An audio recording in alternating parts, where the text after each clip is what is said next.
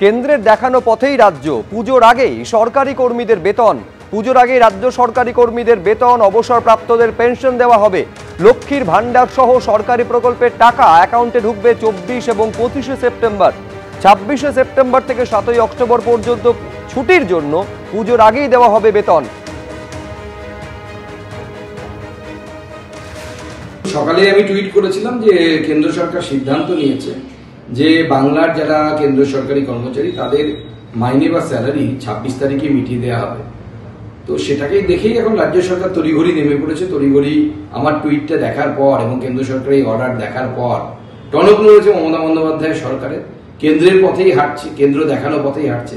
আমরা পার্টির তরফ থেকে নরেন্দ্র কাপ করেছিলাম, ওরা বিবেকানন্দ কাপ করছে। সেরকম কেন্দ্র সরকার সিদ্ধান্ত নেওয়ার পর তাকে দেখে নকল করে আর রাজ্য সরকার সিদ্ধান্ত নিয়েছে মাইনে দিয়ে দেওয়ার।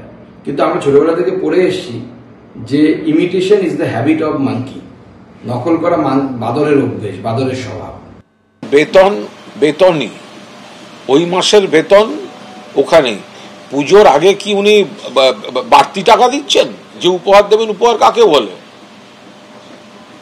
দিচ্ছেন তো বেতনটাই। আপনাদের হাতে অঢেল টাকা আছে, আপনি অমুক তারিখের বদলে অমুক তারিখে দিচ্ছেন। তো সুতরাং এগুলো নিয়ে এই ধরনের কথা বলার কোনো মানেই হয় না। বিবাদীবাগের মতো পুরুলিয়াতেও বৈধ অস্ত্রের দোকানে অবৈধ কারবার চলছে। রহড়ায় অস্ত্রকাণ্ডের তদন্তে পুরুলিয়ার দোকানে বেঙ্গল এসটিএফ এর তল্লাশি। পুরুলিয়ায় অস্ত্রের দোকানে বেঙ্গল এসটিএফ এর অভিযান, একজনকে গ্রেফতার করা হয়েছে বলে জানা যাচ্ছে। পার্থ প্রতিম ঘোষ আমাদের প্রতিনিধি, আরো বিস্তারিত তথ্য দিতে পারবেন এই নিয়ে। কি খবর রয়েছে পার্থ? দেখো, উত্তর চব্বিশ পরগনার রহড়ায় তুমি দেখেছিলে যে একটি বাড়ি থেকে বিপুল পরিমাণে কার্তুজ এবং পিস্তল উদ্ধার হয় এবং সেই ঘটনা তদন্তের নামে বেঙ্গল এসটিএফ এর গোয়েন্দারা।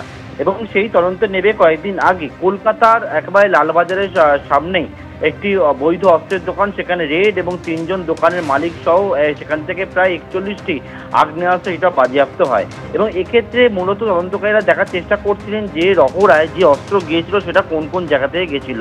এবং কলকাতার পর এবারে তারা পুরুলিয়ার একটি দোকানের হদিশ পেয়েছে এবং যে দোকান ইতিমধ্যে তারা সিল করেছে, যে দোকান একেবারে লাইসেন্স প্রাপ্ত গান শপ হিসেবে পরিচিত ছিল এবং সেই দোকানে বর্তমানে মাঝে মধ্যে বন্ধই থাকতো। কিন্তু ওই দোকানে যে অস্ত্র ছিল, যেমনটা জানা যায়, সেই দোকান চালানোর দায়িত্ব নেয় বর্তমানে শেখ মনু নামে এক ব্যক্তি এবং তাকে জিজ্ঞাসাবাদ করা হয় এবং যে দোকানের মালিক তিনি তাকেও জিজ্ঞাসাবাদ করা হয় এবং জিজ্ঞাসাবাদ করে শেখ মনুকে গ্রেপ্তার করেছে।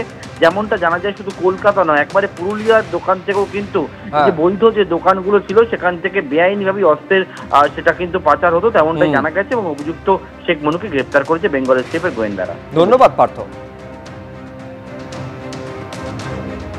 আমি অসুস্থ ছিলাম, তো চিঠি দিচ্ছিলাম যে মাল কত কি দোকানে আছে, কি আছে, আপনি তো জবাব দিন, কিন্তু পাচ্ছিলাম না।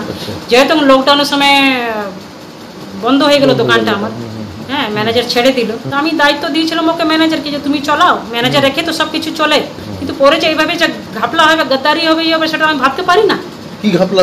এবার ঘাপলা কি করেছে এবার জানি না। ওনারা এবার মালফাল গুনতি করেছেন সব, বলছেন কি এখন একটু হিসাবে একটু গড়বিল হচ্ছে, একটু আছে, তো আপনি হিসাব দেন। তো দেখি এবার ম্যানেজারকে ডেকে পাঠিয়েছি, ওনারাও ম্যানেজারকে ডেকেছেন। একটা সময় পুলিশ এসেছিল, তো দরজাটা ঠক ঠক ঠক ঠক করে, তো আমি উঠে দেখলাম পুলিশ দাঁড়ায় আছে।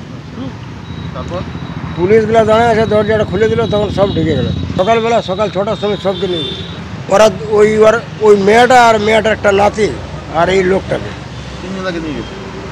মিমির পর অঙ্কুশ, বেটিং অ্যাপ মামলায় ইডির ম্যারাথন জিজ্ঞাসাবাদ। দিল্লির ইডি দফতরে অভিনেতা অঙ্কুশ হাজরাকে 9 ঘন্টা জিজ্ঞাসাবাদ করলো এনফোর্সমেন্ট ডিরেক্টরেট। আজ সকাল 11:30টায় ইডি দফতরে পৌঁছন অঙ্কুশ, বেরোলেন রাত 8টায়। কিভাবে এসেছিল বেটিং অ্যাপের প্রচারের টাকা?